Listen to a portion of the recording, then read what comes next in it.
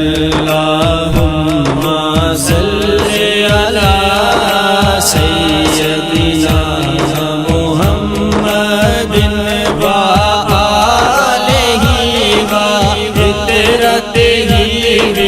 بعدد كل ملوم الله أستغفر الله الذي لا إله إلا هو الحي القيوم وأتوب إليه يا حي يا قيوم نحمدہ ونصلی علی رسولہ الکریم اما بعد فاعوذ باللہ من الشیطان الرجیم بسم اللہ الرحمن الرحیم رب اشرح لی صدری ویسر لی امری واحلل عقدۃ من لسانی یفقہوا قولی۔ بے حد و حساب شکر عظیم اس رب کا کہ جس نے ہمیں ایک ایسی رات عطا کی کہ جو 1000 مہینوں سے بہتر ہے، اور بے حد و حساب درود و سلام اس پیاری ہستی پر کہ جس کی خواہش کو دیکھ کر کہ میری امت اتنے کم عمر میں کتنی نیکیاں زیادہ سے زیادہ کیسے کرے گی، اس پیارے نبی کی اس خواہش پر درود و سلام، اور بے حد و حساب درود و سلام اس پیاری ہستی پر کہ جس کی صدقے میں ہمیں یہ رات نصیب ہوئی۔ اور تمام میرے اسلامی بہن بھائیوں کو میری طرف سے السلام علیکم، اور رمضان کی یہ پیاری راتیں جو قریب آ رہی ہیں ان کی بہت ساری مبارکباد۔ لیلۃ القدر ایک مقدس رات ہے جو بڑی عظمت اور بزرگی اور خیر و برکت والی رات ہے۔ لیلۃ القدر صرف حضور اکرم صلی اللہ علیہ وآلہ وسلم کی امت ہی کو عطا کی گئی ہے، اور کسی امت کو یہ تحفہ نہیں ملا، کیونکہ حضرت انس رضی اللہ تعالیٰ عنہ سے مروی ہے کہ حضور اکرم صلی اللہ علیہ وآلہ وسلم نے فرمایا کہ بلا شبہ اللہ تعالیٰ نے لیلۃ القدر میری امت ہی کو عطا کی ہے، اس سے پہلے کسی امت کو یہ نہیں ملی۔ تو ہمیں اس کے لیے بھی اللہ رب العزت کی ذات کا شکر ادا کرنا چاہیے کہ اس نے ہمارے لیے یہ رات دی۔ اور اسی کے بارے میں موطا امام مالک میں درج ہے کہ اس سورت کے شان نزول کے بارے میں حضرت امام مالک رضی اللہ تعالیٰ عنہ نے ایک معتبر راوی سے یہ روایت اپنی کتاب میں بیان کی ہے کہ حضور اکرم صلی اللہ علیہ وسلم نے جب پہلی امتوں کی عمروں کی پر توجہ کی تو یہ بات معلوم ہوئی کہ اگلے لوگوں کی عمریں بہت زیادہ ہوتی تھیں، یعنی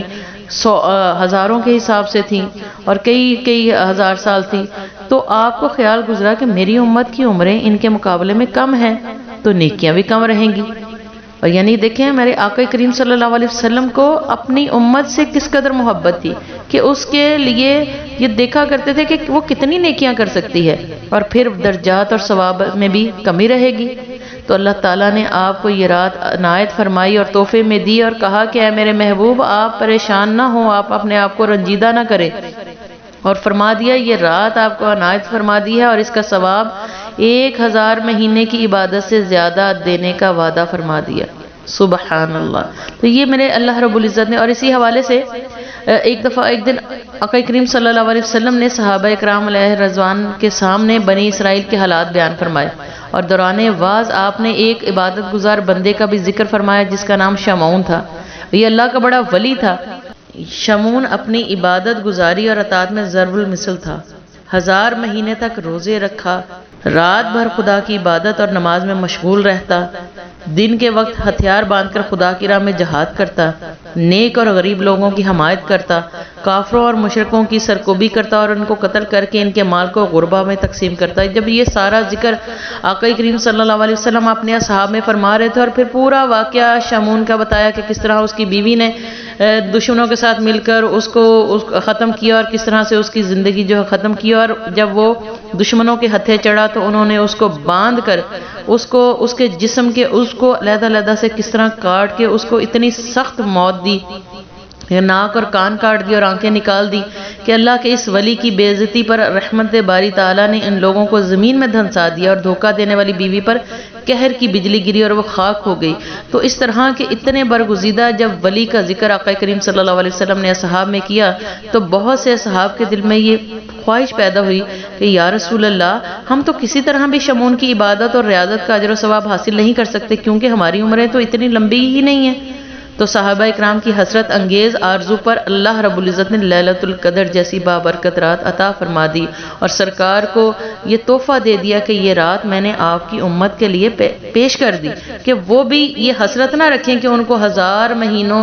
کی زندگی نہیں ملی تو وہ کیسے نیکیاں کر لیں۔ اب یہ ہم پر ہے کہ ہم اس رات کو کس طرح سے تلاش کرتے ہیں۔ بعض جو ہے روایات میں یہ بھی ملتا ہے کہ بہت سے جو ہے جو فقہا ہیں اور اجماع اس چیز پر تھا کہ وہ پورا رمضان ہی اس رات کو تلاش کیا کرتے تھے، لیکن زیادہ شواہد جو ہیں وہ آخری عشرے کی تاک راتوں میں اس کے زیادہ ملتے ہیں، اور ان میں بھی ان تاک راتوں میں بھی بہت زیادہ جو ہے بہت زیادہ گمان یہ کیا جاتا ہے کہ 27ویں کی رات جو ہے وہ اس کے لیے ہے، لیکن ہم پھر اللہ رب العزت نے بتا دیا کہ آخری 10 راتوں میں اس کو تلاش کر لو۔ ہمیں آخری 10 راتوں میں اس کو تلاش کرنا ہے، اور اس کے ساتھ ساتھ اگر ہمیں 27ویں کی رات ملے تو ہمیں اس میں بالخصوص کرنا ہے، کیونکہ اس کے حوالے سے بہت ساری جو ہے وہ شواہد ہیں۔ آقا کریم صلی اللہ علیہ وسلم نے رمضان میں ایک موقع پر فرمایا کہ یہ مہینہ تمہارے پاس آ گیا، اور ایک باعظمت اور برکت والا مہینہ، ایسا مہینہ کہ اس میں ایک رات ایسی ہے جو 1000 مہینوں سے بہتر ہے۔ ایک اور موقع پر آپ نے فرمایا کہ تمہارے پاس ایک باعظمت اور برکت والا ایسا مہینہ آ گیا کہ اس میں ایک رات ایسی ہے جو 1000 مہینوں سے بہتر ہے۔ یعنی مختلف جگہوں پر بار بار اس چیز کا تکرار کیا گیا، بتایا گیا کہ میری آنے والی امت جو ہے وہ جب اتنی دفعہ اس کو میری بات کہی ہوئی پتہ چلے تو ان کے دل میں یہ خواہش پیدا ہو جائے، کسی ایک دفعہ کی کہی ہوئی بات سے بھی ان کا دل جو ہے وہ پلٹ آئے اور وہ اس رات کو تلاش کرے، اور اسی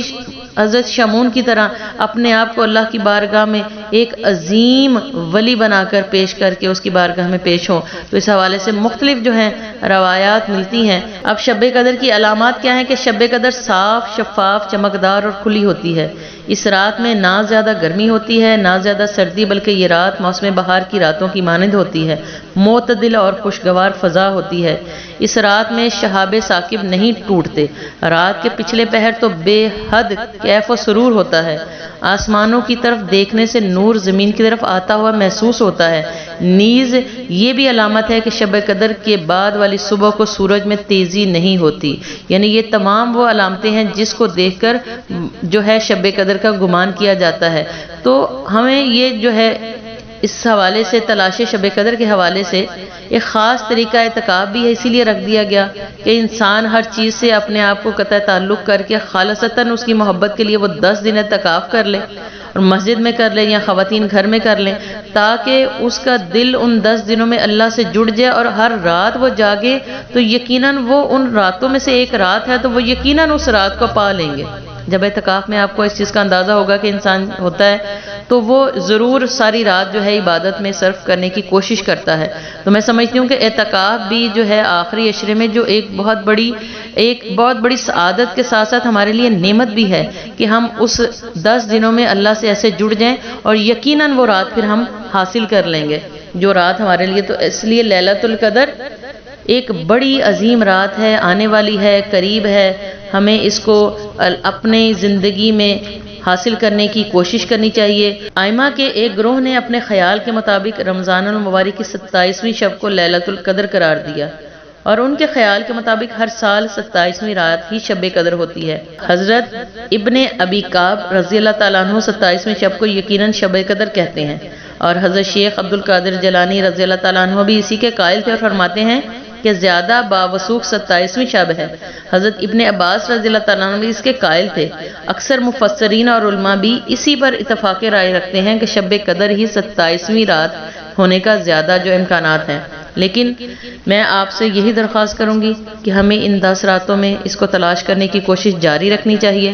صرف ایک رات پر اکتفا کر کے خود کو اسی تک محدود نہیں کر لینا چاہیے، لیکن ہاں باقی راتوں میں کوشش کرتے رہیں، اور 27ویں کو شب کو بالخصوص جو ہے وہ اس اہتمام کے ساتھ گزاریں۔ تو اللہ رب العزت ہمیں وہ جو 1000 مہینوں کا ثواب ہے، عبادات کا، صدقات کا، خیرات کا، جہاد کا، وہ ہمارے مقدروں میں لکھ دیا جائے. تو یہ 1000 مہینوں سے بہتر رات میرے نبی کا وہ دیا ہوا اللہ کی بارگاہ سے لے کر دیا ہوا تحفہ ہے کہ جو پہلی امتوں میں نہیں ملا. ہمیں اس کی قدر کرنی ہے، ہمیں اس کی اہمیت کو ایک دوسرے کے ساتھ مل بیٹھ کر اس کو اجاگر کرنا ہے، اس کو پھیلانا ہے، تاکہ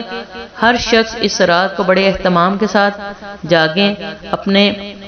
تمام گناہوں پر، اپنے تمام کیے ہوئے گناہوں پر شرمندگی محسوس کر کے عبادات کا ایک ایسا ماحول بنائیں، اس رات کو اپنے جبینوں کو ایسے سجدوں میں مصروف کر دیں کہ اللہ کی رحمت ہمیں اپنے اندر ڈھانپ لے، اور ہمارے گھر، ہمارے ذات، ہمارے اہل و عیال، ہر وہ شخص جو ہم سے جڑا ہوا ہے وہ بھی ہمارے اس سجدوں کی وجہ سے، ان کی وہ اللہ کی بارگاہ میں مقبولیت کی وجہ سے، وہ سب کے لیے جو ہے وہ بڑی ہی توشہ آخرت بن جائے. تو اللہ پاک ہمیں اس رات کو بڑے پیار اور محبت سے اور ادب سے اور دل سے جاگنے کی، اور اس کی ہر ساعتوں کو اپنے اندر سمیٹنے کی اور رحمتوں کو اپنی اندر سمیٹنے کی توفیق عطا فرمائے. ایک دوسرے کو دعاؤں میں یاد رکھیں، اور اس میں کی جانے والی عبادتوں کے حوالے سے بھی میری اگلی ویڈیو ہوگی، تو آپ وہ بھی دیکھیں اور ایک دوسرے کے ساتھ شیئر کریں. اللہ پاک ہم سب کو بہترین فہم، سوچ کے ساتھ ساتھ با عمل بنا دیں. وما علینا الا البلاغ.